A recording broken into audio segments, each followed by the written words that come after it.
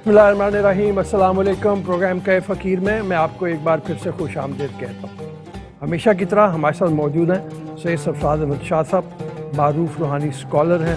आपके सवालों के जवाब और यहाँ पे जो लोग हैं उनके सवालों के जवाब देते हैं। आपके लिए एक मशअल राह बनती है, आपके लिए ज़िंदगी में अच्छी तरीके से रूहानी तरीके के ऊपर लाए अमल तरतीब पाता है, जिसको इस वक्त मुआशरे में देखा जाए जितनी गिरावट है, बड़ा खुश आइन है कि हमारे बुज़ुर्ग अभी हमारे साथ मौजूद हैं जो हमें गाइड करते रहते हैं। तो शाह साहब अस्सलाम वालेकुम। वालेकुम अस्सलाम। ये एक छोटा सा सवाल किसी ने भेजा हुआ है, इसी से शुरू करता हूँ मैं। जनाब। और वो मिसाल भी उन्होंने दी है। उन्होंने कहा कि एक वक्त वो था कि जिस वक्त रसूल अकरम सल्लल्लाहु अलैहि वसल्लम ने जब अपने सहाबा कराम से पूछा कि मर्द के लिए कुछ चाहिए, तो हज़रत उमर फ़ारूक ने कहा कि मैं आधा सामान लाया हूँ, आधा घर छोड़ा हूँ। और हज़रत अबू बकर सिद्दीक़ ने सारा कुछ उठा के वहाँ पे रख दिया। और उनसे जब पूछा गया कि घर में क्या छोड़ा, तो उन्होंने कहा नबी की मोहब्बत। तो ये बड़ी मतलब मिसाल मौजूद है जिसमें ये आता है सवाल के हर तरह की खुद गर्जी को उन्होंने एक तरफ धकेल दिया। तो लेकिन अब इंसान जो है जब मदद पड़ती है तो वो कहते हैं इंसान खुद गर्ज बहुत हो गया हुआ है। तो क्या उसके सामने वो मिसाल मौजूद नहीं होती, या सहाबा वाला रवैया रखना मुश्किल काम है? बिस्मिल्लाहिर्रहमानिर्रहीम। रौफ साहब, असल में हमारे यहाँ मुआशरे में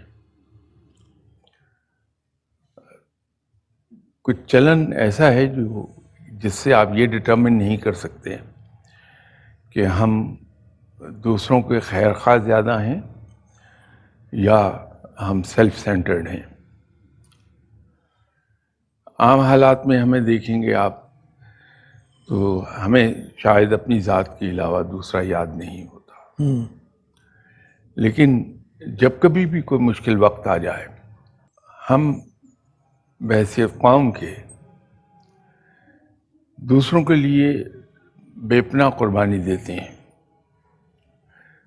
अभी एक साहब ने फंड रेजिंग के लिए एफर्ट की थी, तो 3 घंटे में 5 बिलियन रुपीस इकट्ठे हो गए। जी।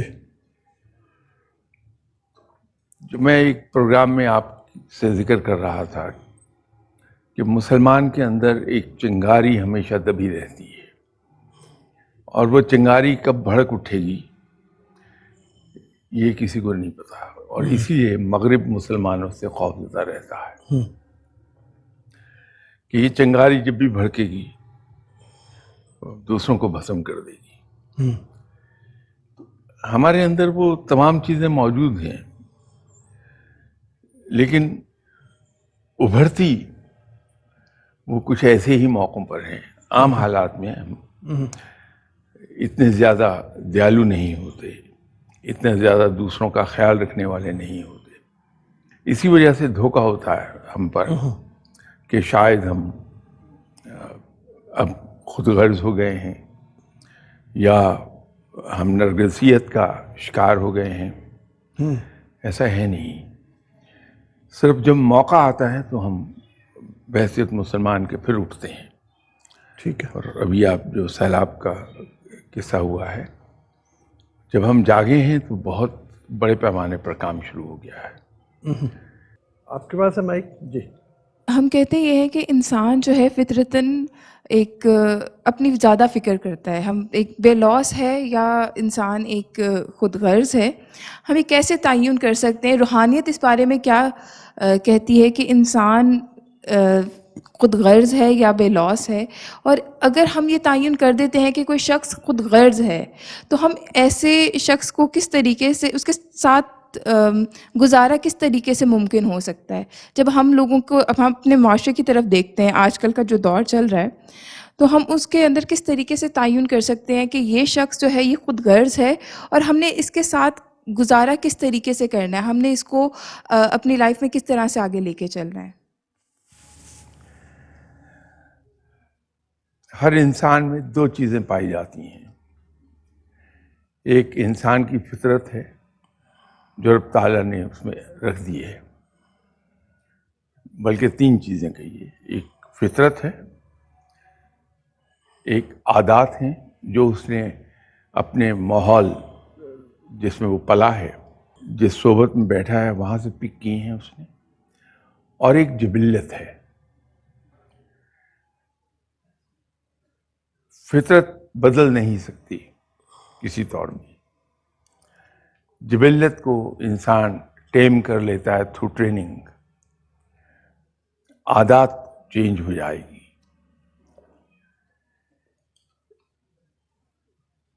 جب ہم جبلت کو کنٹرول کر لیتے ہیں تو اس کے انعامات ملتے ہیں. اگر کہیں کوئی بڑی آواز پیدا ہو یکلخت، تو ایک تو ہم سب کا ایک بائی انسٹنکٹ ریئیکشن ہوگا، ہم اس طرح سے کریں گے. دوسرا یہ ہوگا کہ ہماری ایک کوشش یہ ہوگی کہ اٹھ کر کھڑے ہو کے ہم دیکھ لیں کہ کہاں یہ آواز پیدا ہوئی ہے، کیا واقعہ ہوا ہے. اس لیے کہ ہماری ٹریننگ نہیں ہوئی.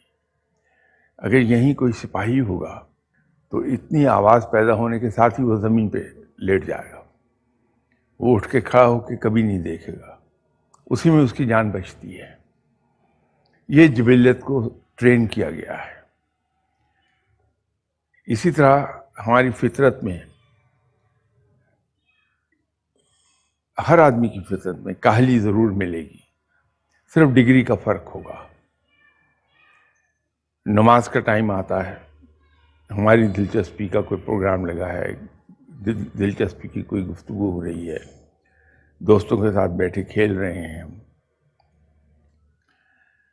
تو فطری طور پہ ہمارا ریئیکشن یہ ہوگا کہ اچھا ابھی بہت ٹائم میں پڑھ لیں گے.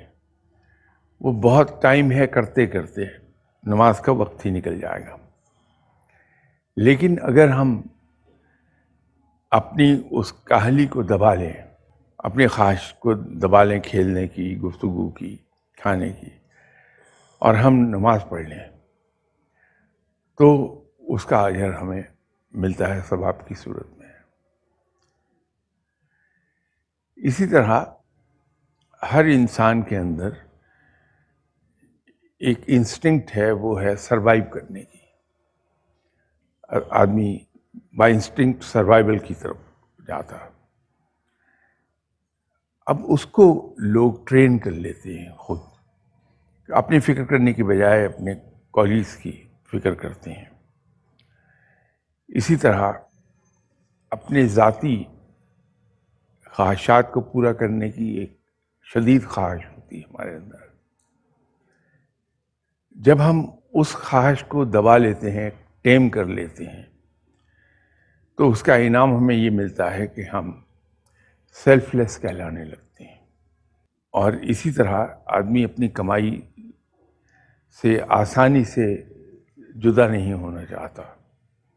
کوئی آدمی نہیں چاہے گا کہ وہ part with his hard earned money like that. اس کے لیے اپنی اس چیز کو دبانا پڑے گا، فطرت کو. تو اگر جو آپ نے سوال پوچھا اس کا آخری حصہ یہ تھا کہ اگر ایسے آدمی کے ساتھ آپ کا تعلق جڑ جائے، اور آپ نے چونکہ روحانیت کے اینگل سے پوچھی بات، تو فقیر کا رویہ اس معاملے میں بڑا سمپل ہے کہ فقیر دوسرے آدمی کی کسی کوتاہی، غلطی یا اس قسم کی کوئی چیز اس پہ گرفت نہیں کرتا، پوائنٹ آؤٹ بھی نہیں کرتا، کیونکہ اس کے نزدیک قرآن کا یہ فرمان رہتا ہے کہ رب معاف کرنے والا ہے اور معاف کرنے والا ہے. ایک اور سوال ہے کہ میں نے بہت دفعہ دوستوں کو آزما کے دیکھا ہے اور وہ آزمانے پہ پورا نہیں اترتا. تو میرا اپنا یہاں سے ایک کمنٹ مطلب اس حوالے سے یہ ہے کہ دوستوں کو آزمانے کی ضرورت ہی کیوں پیش آئے؟ مطلب ایسا ہونا ہی نہیں چاہیے.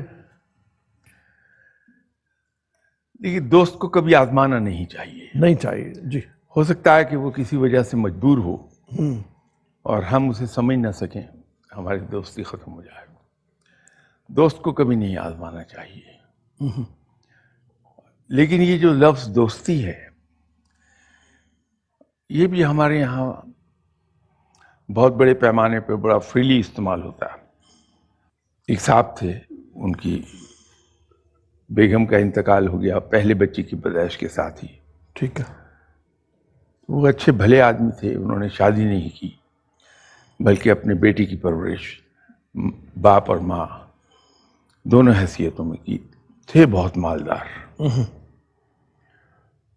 تو گھر میں ماں تو تھی نہیں، نوکر تھے، پیسہ کھلا تھا. تو بچے میں کچھ ایسی عادات پیدا ہو گئی کہ دیر تک باہر رہتا تھا. باپ کرتا رہتا تھا. تو باپ نے کئی بار سمجھایا تو وہی ہر بار یہی جواب دیتا تھا کہ میں اپنے دوستوں کے ساتھ تھا. تو ایک دن پھر باپ بیٹے میں یہ ڈائلاگ ہوا. تو بیٹے نے پھر کہا کہ ابا میں دوستوں کے ساتھ بیٹھا تھا. تو باپ نے کہا کہ بیٹا یہ کوئی بھی آپ کا دوست نہیں ہے، یہ صرف محفل کے ساتھی ہیں. ان میں سے ایک بھی ایسا نہیں جو وقت پر تمہارے ساتھ کھڑا ہو جائے گا. تو بیٹے نے کہا کہ نہیں، جیسے ہم بھی اس عمر سے گزرے ہیں، اس وقت ہمارے ریئیکشنز تھے. تو اس نے کہا نہیں، یہ سبھی بڑے مخلص دوست ہیں. تو باپ نے کہا اچھا ایک کام کر لو، تمہارے اتنے زیادہ دوست ہیں، کسی ایک سے 10,000 روپیہ ادھار لے آؤ. ٹھیک ہے. بیٹے نے کہا کہ یہ کون سا مشکل کام ہے، میں ابھی لا دیتا ہوں آپ کو. چلا گیا. ہر دوست سے جس سے وہ ملا اس سے جا کے کہا کہ مجھے اس طرح 10,000 روپے کی ضرورت ہے، آپ دے دیں. ہر ایک کا ایک ہی جواب تھا، وہ ہو یار تم لیٹ آئے، میں نے آج ہی فلاں جگہ پیسہ اپنا سارا کمٹ کر لیا. رات ہو گئی، کسی نے نہیں دیا. بیٹا بڑا شرمندہ تھا. تو رات گئے گھر واپس آیا، باپ انتظار میں تھا. تو باپ نے کہا کیوں بیٹا کسی سے ملے پیسے آپ کو؟ چونکہ شارٹ نوٹس تھا اس لیے کوئی دے نہیں پایا. تو باپ نے کہا کہ بیٹا یہ شارٹ نوٹس کا معاملہ نہیں تھا، یہ تمہیں ملنے بھی نہیں تھے. میں نے زندگی میں صرف ایک دوست بنایا تھا جس سے میں پچھلے 30 سال سے نہیں ملا، اور وہ ثوابی کے علاقے میں رہتا ہے، NWFP میں، آج کل KP کے. وہ ان دنوں سیٹلڈ ایریا نہیں تھا ثوابی کا. اور میں تمہیں دکھاؤں کہ دوست ہوتا کیا ہے. تو یہ باپ بیٹا گاڑی میں ثوابی چلے گئے، لیکن وہاں ذرا سا لیٹ پہنچے. تو ان دنوں ثوابی میں یہ تھا کہ عشاء کی نماز کے بعد دروازے بند کر لیتے تھے گھر کے، وہ نہیں کھولتے تھے پھر. تو یہ عشاء کی نماز کے بعد پہنچے، سردی تھی. تو باپ نے اس دوست کے گھر پر جا کے نوک کیا. تو 2 4 6 بار نوک کرنے کے بعد آواز اندر سے آئی، کون ہے؟ تو اس نے آواز پہچان لی. کہنے لگا میں تمہارا دوست ہوں، لاہور سے آیا ہوں. تو اس نے کہا اچھا 1 منٹ ٹھہرو، میں دروازہ کھولتا ہوں. کھڑے ہوئے 15 منٹ گزر گئے، 20 منٹ گزر گئے، دروازہ نہیں کھل رہا تھا. تو بیٹے نے کہا کہ ابا کم از کم میرے دوستوں نے مجھے ڈرائنگ روم میں بٹھا کے کوئی ٹھنڈا ونڈا گرم چائے کچھ تو پلا دی تھی، یہاں تو دروازہ ہی نہیں کھول رہے آپ کے دوست. کہا ایسا ہو نہیں سکتا، ضرور کوئی ریزن ہے، ہم 5 منٹ 10 منٹ اور انتظار کرتے ہیں پھر چلیں گے. 5 منٹ کے بعد دروازہ کھلا تو اس کا دوست باہر نکلا اور گلے والے ملا بڑے گرم جوشی سے، اور کہنے لگا کہ چلو کہاں چلنا ہے. تو اس نے کہا کہ کمال کے آدمی ہوں، میں اتنی دور سے تمہارے پاس تمہیں ملنے آیا ہوں، تم مجھے کہہ رہے چلو کہاں چلنا ہے. اس نے کہا دیکھو یہ سیٹلڈ ایریا نہیں ہے، خطرناک ایریا ہے. اگر ایک آدمی 30 سال کے بعد میرے پاس آیا ہے تو پھر 3 ہی ریزنز ہو سکتی ہیں. تمہیں کوئی لمبا سفر در پیش ہے تو تمہیں کوئی ریلائبل ساتھی چاہیے. تو یہ میری کمر پہ میرا بستر بندھا ہے, میں تیار ہو کے آیا ہوں, کہاں چلنا ہے. اس وقت یہاں آنے کی دوسری ریزن یہ ہو سکتی ہے کہ کوئی دشمن تمہارے پیچھے ہے. تو مجھے بتاؤ کون ہے دشمن, یہ میں رائفل لے کر آیا ہوں, ابھی اس کو دنیا سے رخصت کر دوں گا. اور تیسری وجہ یہ ہو سکتی ہے کہ تمہیں کوئی ضرورت آن پڑی ہے, تو یہ گٹھری ہے جس میں میری عمر بھر کی پونجی ہے, یہ حاضر ہے, لے لو. تو اس نے کہا کہ نہیں, تینوں میں سے کوئی وجہ نہیں ہے. میں اپنے بیٹے کو دکھانا چاہتا تھا کہ دوستی ہوتی کیا ہے, تو اس لیے میں آیا تھا. تو یہ دوستی جس کو ہم دوستی کا لیبل لگاتے ہیں, در حقیقت دوستی نہیں ہوتی ہے, اس کے کئی ایک مدارج ہیں. آپ کی صاحب سلام ہے, پنجابی میں جیسے کہتے ہیں الیکس لیک ہے, اس سے اگلی سٹیج ہے جسے اکوینٹنس کہتے ہیں, جان پہچان ہے. اس سے آگے ہے کہ تعلقات ہیں انسان کے, پھر گہرے تعلقات ہیں. اس کے بعد کہیں دوستی کی باری آتی ہے. لیکن ہم جس سے ملتے ہیں اس کو ہم کہتے ہیں یہ میرا دوست ہے. دوست نہیں ہے. دوست تو زندگی میں 2-3 ہی ملیں گے آپ کو. جی آپ کے پاس ہے مائک؟ جی. میرا آپ سے سوال یہ ہے کہ کہتے ہیں کہ محبت انسان کو خود غرضی پر مجبور کر دیتی ہے, اور اس میں کتنی سچائی ہو سکتی ہے؟ جیسے ماں کے بچوں سے محبت, بیوی کی خاوند سے. دیکھیے, محبت نہیں ہے جو انسان کو خود غرض کرتی ہے. انسان کا پوزیسو ہونا اسے خود غرض بناتا ہے, اور وہ ایک لمیٹڈ اسفیئر میں خود غرض ہوتا ہے. ورنہ محبت میں تو سوائے قربانی کے کچھ ہے نہیں. ماں اولاد کے لیے قربانی دیتی ہے, باپ بیٹی کی جان بچاتے ہوئے خود اپنی جان قربان کر دیتا ہے, بہن بھائی ایک دوسرے کے لیے قربانی کر دیتے ہیں. تو محبت میں تو صرف قربانی ہے. ہاں یہ ضرور ہے کہ محبت میں انسان بہت پوزیسو ہو جاتا ہے, کسی کے ساتھ شیئر نہیں کر سکتا. ہم اسے بجائے پوزیسو کہنے کے ہم اسے خود غرضی کہہ دیتے ہیں. وہ پوزیسونیس ہے. ورنہ محبت تو بڑی اچھی چیز ہے, اس میں سوائے قربانی کی اور کچھ نہیں. جی السلام علیکم. میرا سوال یہ ہے, جیسا کہ آج کل سیلاب کی آزمائش ہے, تو ایسے میں کوئی عام انسان آزمائش میں کیسے دعا کر سکتا ہے؟ دیکھیے, ایک چیز بالکل طے ہے بغیر کسی شک و شبہ کے کہ مشکل کشا صرف رب ہے, مددگار صرف رب ہے. رب ہی ہے جو ہمیں کسی مشکل سے نکال سکتا ہے. ہمیں یہ بھی یقین ہے کہ ہمارا رب بڑا مہربان ہے اور وہ ہمارا بھلا ہی چاہتا ہے. اگر ہم پر کوئی مشکل وقت آ گیا ہے تو اس کو ہم 2 طریقے سے دیکھ سکتے ہیں. ایک تو جیسے قرآن میں کہا گیا کہ ہم لوگوں کے درمیان دنوں کو پھیرتے رہتے ہیں, تو ہر انسان پر اچھے برے دن آتے رہتے ہیں. جو زندگی کا حصہ ہے, جیسے اچھے دن ہماری زندگی کا حصہ ہیں, ایسے لین پیچ بھی ہماری زندگی کا حصہ ہے. تو ہم اس سے گھبرائیں کیوں؟ اللہ کا شکر ادا کر کے وہ وقت گزار لیں. اللہ تعالیٰ رحم کر دیتا ہے, اللہ جان چھڑا دیتا ہے. جب انسان کسی لین پیچ میں سے گزر رہا ہے زندگی کے, تو رب کو پکارے جس انداز میں بھی پکار سکتا ہے. نماز ہے اور خاص طور پہ تلاوت کلام پاک ہے، وہ کثرت سے کرے اور اللہ سے دعا مانگے کہ یا پروردگار تو بڑا رحیم و کریم ہے، تو نے مجھ پر بڑا رحم کیا، بڑے اچھے دن دکھائے.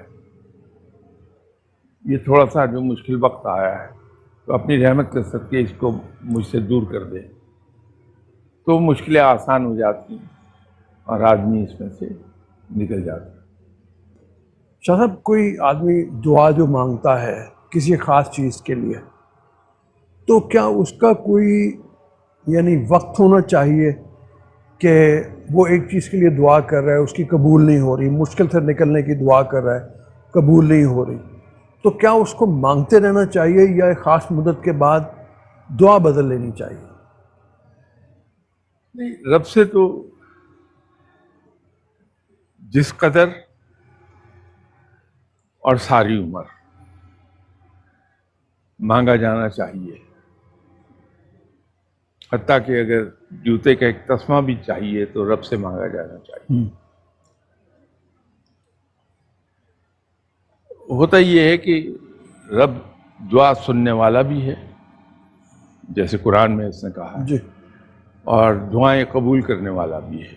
جی دونوں باتیں اس نے کہی. جی اب بسا اوقات ہوتا یہ ہے کہ میں انسان ہوں، میری عقل مکمل نہیں ہے، میں چیزوں کو اپنی ناک سے آگے نہیں دیکھ سکتا. مجھے نہیں معلوم کون سی چیز میرے لیے بہتر ہے، کون سی نقصان دہ ہے. بظاہر دنیاوی علم کے حساب سے، میری عقل کے حساب سے کوئی چیز میرے لیے اچھی ہے، لیکن یہ تو صرف رب ہے جو ازل سے ابد تک کا علم رکھتا ہے، جس کو یہ پتا ہے میرے لیے کیا اچھا کیا برا. تو رب تعالیٰ مجھے بچا رہا ہے اس نقصان دہ چیز سے، اور وہ میری دعا قبول نہیں ہو رہی، لیکن اس کا مطلب یہ نہیں کہ میری دعا رائے گاں جا رہی ہے. اس کا اجر مجھے زندگی میں دوسری جگہوں پر مل رہا ہے. ہم اگر سبھی اپنی اپنی زندگی پر نظر دوڑائیں تو ایک چیز ہم نوٹ کریں گے کہ بہت سے ایسی چیزیں ہیں جو بغیر مانگے ملی ہمیں، بغیر ایفرٹ کے ملی یا بہت کم ایفرٹ کر کے ملی، لیکن مل گئی. یہ وہ چیزیں ہیں جو دعا ہمارے لیے نقصان دہ تھی، لیکن ہم مانگ رہے تھے، تو رب نے وہ دعا تو قبول نہیں فرمائی، بلکہ ہمیں دوسری جگہوں پہ کمپنسیٹ کر دیا. تو رب سے تو ہر وقت مانگا جانا چاہیے. اصل میں بات یہ ہے کہ میں پھنس جاؤں گا، یہ بات ہے کہ یا اللہ میری پوسٹنگ فلاں شہر میں کر دے. اب مجھے نہیں معلوم کہ میں وہاں جا کے کیسا رہوں گا، یا میں کچھ اور چیزیں مانگوں گا. بیٹے کی دعا کر رہا ہوں، بیٹا نالائق نکل آیا، میرے لیے عذاب بن گیا. تو یہ زیادہ بہتر نہیں کہ ہم رب تعالیٰ سے اس کا رحم مانگیں، اس کا فضل مانگیں، اس کا کرم مانگیں، اور ساتھ رب تعالیٰ سے یہ دعا کریں کہ یا باری تعالیٰ مجھ پر اور میرے اہل خانہ پر تو زندگی آسان کر دے، اس جہاں میں بھی اور اگلے جہاں میں بھی. تو ہم اللہ کی پناہ میں رہیں اور اللہ سے یہ دعا کریں کہ یا اللہ تو ہمیں اپنی پناہ میں لے لے، اپنی عافیت میں لے لے. بچت ہو گئی ہر طرح سے. ٹھیک ٹھیک. جی آپ کے پاس مائک تھا یہاں پہ. کیا خود پسندی عاجزی کی نفی کرتی ہے، اور فقیری اس کے بارے میں کیا کہتی ہے؟ یہ جو نرگسیت ہے یہ عاجزی کی دشمن ہے.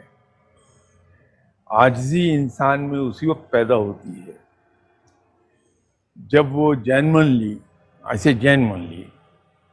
اپنے آپ کو دوسروں سے کم سمجھتا ہے. ان میں سب سے نکما میں ہی ہوں. یہ دو چیزیں ہمیں دلا دے گا. یہ رویہ. ایک تو عاجزی آئے گی جو رب کو بھی بہت پسند ہے، اس کی مخلوق کو بھی پسند ہے، اور دوسرا یہ سیکھنے کے لیے ہمیں مہمیز فراہم کرے گا کہ ہمارے اندر سیکھ کے دوسروں کے برابر جانے کا ایک جذبہ پیدا ہوتا ہے. کیونکہ اگر میرے ہاتھ میں ایک گلاس ہے، وہ بھرا ہوا ہے پانی سے، آپ کے ہاتھ میں ایک پیوریفائڈ پانی کی بوتل ہے، میں اپنے گلاس میں آپ سے وہ بہتر پانی لے نہیں سکتا جب تک کہ میرا گلاس خالی نہ ہو. مجھے وہ پہلے گلاس خالی کرنا ہوگا، اس کے بعد آپ سے پانی میں لوں گا. تو جب میں فل آف مائی سیلف ہوں تو میں کسی سے سیکھ نہیں پاؤں گا کچھ بھی، اور جب سیکھ نہیں پاؤں گا تو میری مینٹل گروتھ ایک جگہ پہ رکی رہے گی. السلام علیکم. میرا آپ سے کوشچن ہے کہ کیا خود پسندی معاشرے میں برے اثرات پیدا کرتی ہے؟ خود پسندی معاشرے میں برے اثرات پیدا کرتی ہے. یقینی طور پہ، اس لیے کہ کوئی یہ پازیٹیو ورچو تو ہے نہیں انسانی شخصیت کا، نیگیٹو ورچو ہے. تو نیگیٹو ورچو کوئی بھی ہو، صرف یہ سیلف سینٹر ہونا ہی نہیں، وہ آدمی کے لیے نقصان دہ ہو جاتا ہے. اس سے دور رہنا بہتر ہے. جی السلام علیکم. میرا کوشچن یہ ہے کہ خود پسندی اور غرور کا آپس میں کتنا تعلق ہے؟ کیا ایسا ہے کہ ایک شخص جو خود پسند ہوگا وہ مغرور بھی ہو سکتا ہے؟ یہ دونوں لازم ملزوم ہیں. جب ہمارے اندر خود پسندی آتی ہے تو ہمارے رویے بالکل ایسے ہو جاتے ہیں کہ دیکھنے والا یہ سمجھتا ہے کہ ہم مغرور ہیں. تو اس جڑ ہی کو ختم کر دیا جائے کہ ہم خود پسندی سے دور ہو جائیں. اور اس کا بہترین علاج وہ ہے جو اسلام نے بتایا کہ جب کوئی آدمی ہمارے سامنے ہماری تعریف کرتا ہے تو اس کا منہ خاک سے بھر دیا جائے. جب ہم تعریف کو پسند نہیں کریں گے تو ہمارے اندر خود پسندی آتی نہیں. اور دوسرا اس کا علاج ایک یہ ہے کہ ہم اپنے سے بہتر، اپنے سے زیادہ پڑھے لکھے لوگوں میں بیٹھیں. تو جب ہم ان کے درمیان بیٹھیں گے تو ہماری اس جبلت کو ٹھیس پہنچے گی، اور آہستہ آہستہ ہمیں احساس ہوگا کہ ہم کچھ نہیں جانتے. تو وہ خود پسندی سے نفی ہو جائے گی اپنے آپ. بہتر یہ ہے کہ اپنے سے زیادہ پڑھے لکھے لوگوں میں، اپنے سے زیادہ نالجیبل لوگوں میں بیٹھیں، اپنے سے زیادہ ویل مینرڈ، ویل ایجوکیٹڈ لوگوں میں بیٹھیں. تو یہ خود پسندی از خود اندر سے نکل جاتی ہے ہمارے. اس کے لیے بھی راستہ تو وہی ہے نا، اپنے آپ کو اگر آدمی پہچان لے، اپنی پہچان صحیح طریقے پہ کر پائے. آپ نے بڑی تفصیل سے شروع میں اس پروگرام کے بتایا کہ کیسے آنکھ کی ساکھ، جسم کی ساکھ، اپنی اصل کی پہچان. تو میرے خیال میں خود پسندی اور تکبر خود ختم ہو جائے گا. السلام علیکم. میرا آپ سے سوال ہے کہ خود پسندی ہوتی کیا ایکچوئل میں؟ جب کسی انسان کو یہ احساس ہونے لگے کہ میں سب سے اچھا ہوں، میری شکل صورت رب تعالیٰ نے سب سے اچھی بنائی ہے، اپنی زندگی کے کسی پہلو کے بارے میں جب وہ اپنے آپ کو بہت اچھا سمجھنے لگتا ہے، دوسروں سے بہت بہتر سمجھنے لگتا ہے، تو گریجولی وہ خود پسندی کی طرف چلا جاتا ہے. ایک صاحب نے نیو یارک سے سوال بھیجا ہے، اور وہ ایک کہہ رہے ہیں کہ ہمارے نیو یارک میں جہاں پاکستانی کمیونٹی ہے، وہاں پہ ایک صاحب نے اپنے آپ کو پیر ڈکلیئر کر دیا اور تعویذ گنڈے کا کام کر رہے ہیں اور مجمع لگا ہوا ہے. تو کس طریقے سے لوگوں کو سمجھایا جائے کہ جس معاشرے میں تم رہ رہے ہو وہاں اس کی کوئی گنجائش نہیں ہے اور نہ ہونی چاہیے؟ کیا سمجھانے کی ضرورت ہے؟ یقینی طور پہ صحیح بات تو کہی جانی چاہیے، لیکن تجربہ یہ ہے کہ ایسی بات کو لوگ پسند نہیں کرتے. جب آپ کسی کو یہ کہتے ہیں کہ بھائی رب اتنا ہی آپ کا ہے جتنا میرا ہے، رب تعالیٰ آپ کی دعا بھی اتنی ہی سنے گا جتنی میری سنے گا، تو بجائے یہاں میرے پاس وقت ضائع کرنے کے آپ خود دعا مانگیے رب تعالیٰ سے، وہ قبول فرمائے گا. وہ ہر ایک کی سنتا ہے، ان کی بھی سنتا ہے جو اسے مانتے ہی نہیں، ان کی بھی سنتا ہے جو اس کے ساتھ شریک ٹھہراتے ہیں. ٹھیک ہے. وہ ہم جیسے گناہ گاروں کی بھی سنتا ہے، آپ جیسے نیک لوگوں کی بھی سنتا ہے، وہ سب کی سنتا ہے. تو آپ رب سے کیوں نہیں مانگتے؟ لیکن وہ بات لوگوں کے حلق سے نیچے نہیں اترتی، وہ دشوار ہے اس کو یقین کرنا. یہ پیورلی سائیکلوجیکل معاملہ ہے کہ میں کسی صاحب کے پاس جاؤں اور جا کے ان سے دعا کا کہوں، وہ دعا کر کے مجھے کہہ دیں کہ جاؤ تمہارا کام ہو جائے گا، تو یہ سائیکلوجیکلی میں مطمئن ہو جاؤں گا. حالانکہ رب تو ہر ایک کا اتنا ہی ہے جتنا کہ کسی اور کا ہے. بالکل. اور رب سب کی سنتا ہے. آپ دیکھیے کہ کافر اپنے ہاتھ سے پتھر کو تراش کے بت بناتا ہے، اس کو اچھی طرح معلوم ہے کہ یہ پتھر ہے جس کو میں نے تراشا تھا، نہ یہ سن سکتا ہے، نہ بول سکتا ہے، نہ یہ تو اپنی مدد نہیں کر سکتا، کہ اپنی جگہ سے ہل بھی نہیں سکتا، تو میرے کیا کرے گا. لیکن اس کے باوجود اس بت کے سامنے، بے جان بت کے سامنے گڑ گڑا کے مطمئن ہو جاتا ہے. حالانکہ وہ یہ نہیں جانتا کہ اس کی گڑگڑاہٹ رب ہی نے قبول فرمائی ہے، اور اس کی دعا جو وہ مانگ رہا تھا یہ رب ہی نے پوری کی ہے، اس پتھر کے بت نے نہیں پوری کی. لیکن سائیکلوجیکلی وہ مطمئن ہے کہ میرا کام ہو جائے گا. میں یہی کچھ ہمارا حساب ہے کہ ہم دوسروں کے پاس جا کے ان سے دعا کروا کے مطمئن ہو جاتے ہیں کہ اب میرا کام ہو جائے گا. اچھا تھا، بڑی مہربانی. بہت شکریہ آپ لوگوں کا بھی، تشریف آوری کا، آپ کا بھی جنہوں نے سوال بھیجوائے. اور آخر میں بس یہی کہ اپنے سوال ہمیں بھیجتے رہیں، اپنا فیڈ بیک بھی ہمیں دیتے رہیں. انشاءاللہ تعالیٰ اگلے پروگرام میں پھر آپ سے ملاقات ہوگی. اللہ حافظ.